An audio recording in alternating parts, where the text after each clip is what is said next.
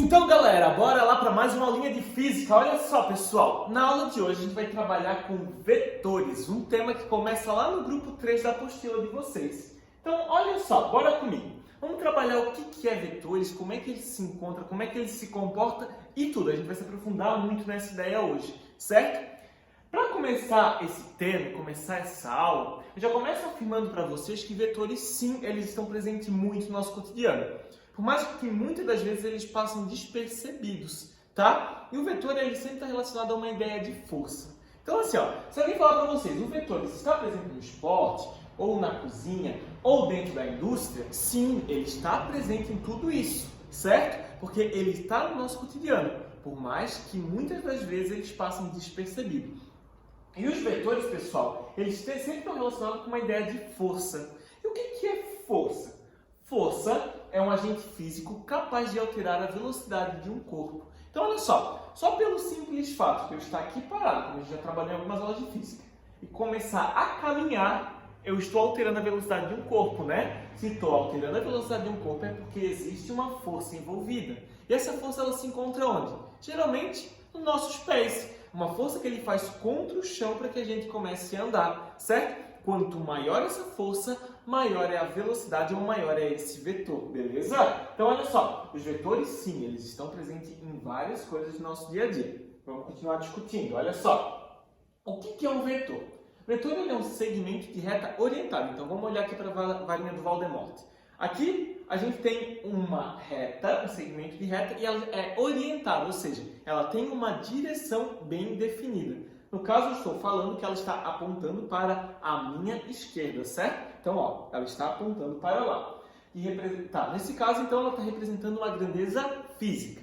E quais são as características de um vetor? Olha só, ele é um segmento de reta orientada, ele vai ter um módulo. O que é esse módulo? Módulo é o tamanho do vetor. Quanto maior é esse vetor, maior é o tamanho dele, certo? No caso aqui, vamos imaginar, essa varinha tem 30 centímetros, ou seja, o módulo dela é 30, certo? Ela também vai ter um sentido e uma direção. O sentido eu vou falar assim, ela está apontando para a esquerda, ela está apontando para a direita, ela está para cima, está para baixo. E quando eu falo a direção dela, eu estou falando então em horizontal, vertical ou de forma oblíqua, beleza? Então olha só, sentido, cima, baixo, no caso esquerda ou direita, direção, horizontal, vertical ou oblíqua, beleza? Então olha só, como é que eu dou nome a um vetor? O vetor sempre vai ser uma letra maiúscula ou minúscula, em cima dela, como vai estar aí no slide, vai ter uma setinha sempre virada da direita para a esquerda, certo? Então, olha só, aqui eu tenho um Vzinho desenhado, porque ele é um vetor, e a setinha está saindo da minha direita e indo para a esquerda, certo? Então, sempre vai ter esse desenho. E embaixo, eu tenho o meu módulo, que é o tamanho dele, e eu sempre indico a direção e o sentido, certo? Então, vamos lá. Aqui, olha só. Aqui eu tenho alguns exemplos de eu botando meu vetor no nosso dia a dia, certo? Então, assim, a aplicação dele no nosso dia a dia. Nesse primeiro exemplo, eu tenho um cara empurrando um carro, beleza? O carro, inicialmente, ele está parado e eu tenho que aplicar uma força nele para que o carro entre em movimento, para que ele comece a se deslocar, não é? Então, aqui, ó, eu aplico uma força. Nessa força, eu gero um vetor. No caso aqui, eu estou falando que o vetor ele tem um tamanho de 100 newtons. O módulo dele é 100 newtons. Então, a representação que eu vou fazer, se é 100 centímetros, 100 metros, 100 milímetros, eu que vou escolher. Eu estou falando que a força dele é de 100 newtons, é o módulo dele. A direção dele é horizontal, porque provavelmente o carro vai estar em linha reta e ele vai se deslocar de forma horizontal. Aí, o sentido ou vai ser para a direita ou para a esquerda, né? Dificilmente eu vou empurrar o carro para cima ou para baixo. Então, ó, módulo 100, direção horizontal, sentido ou direita ou esquerda. Nosso segundo caso, olha só. Tem um cara pulando de paraquedas, uma coisa super normal que a gente faz todos os dias, né? Acorda, a primeira coisa que eu faço é essa aqui. Então, olha só. O cara está pulando de paraquedas, ele está em queda livre. Ele está sendo puxado para baixo, certo? Pela força da gravidade.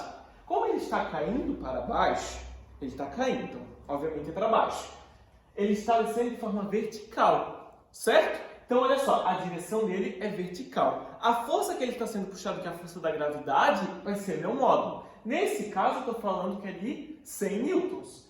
E o sentido, então, obviamente, como ele está caindo, está em queda livre, é para baixo.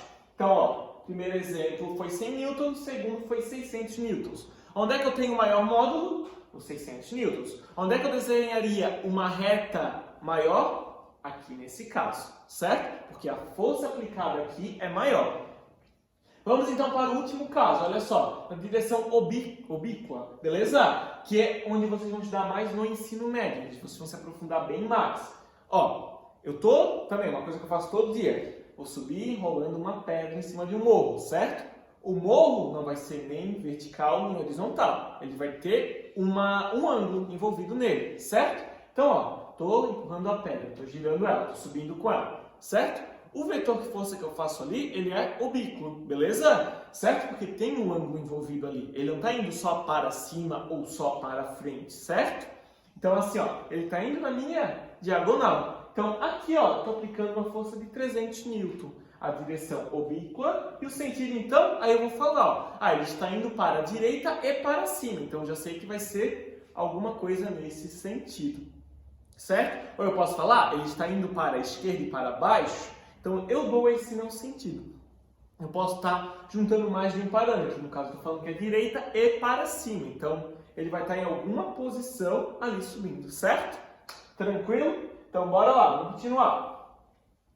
Força resultante, o que é isso? Quando eu trabalho com vetores, assim, ó, no nosso dia a dia tem muito vetor envolvido.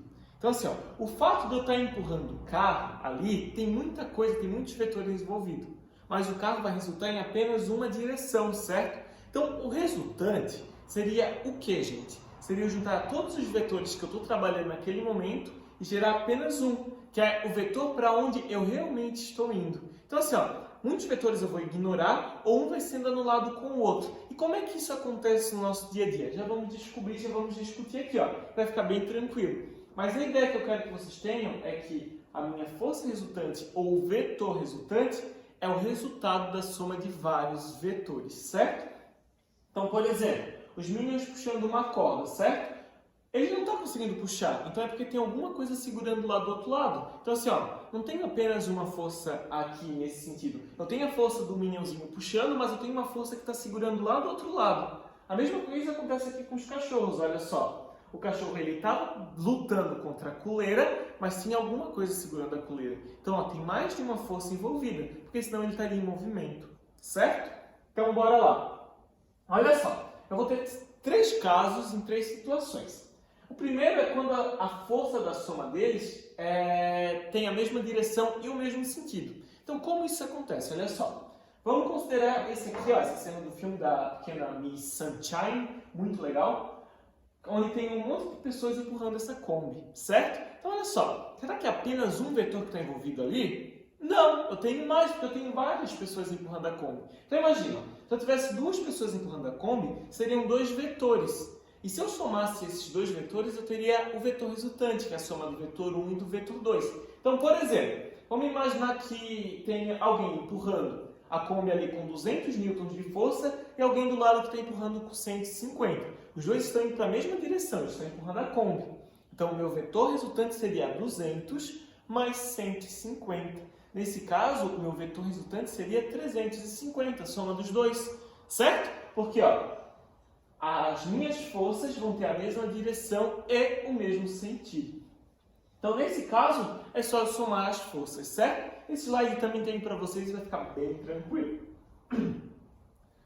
Temos outro caso, que é quando eu tenho a mesma direção, mas sentidos opostos.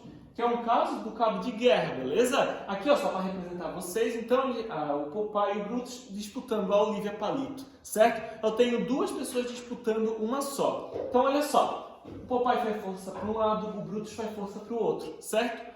Para onde é que a Olivia está indo? Para quem está puxando com mais força. Mas será que ele vai sentir realmente toda essa força ou não? Então, vamos imaginar assim, ó.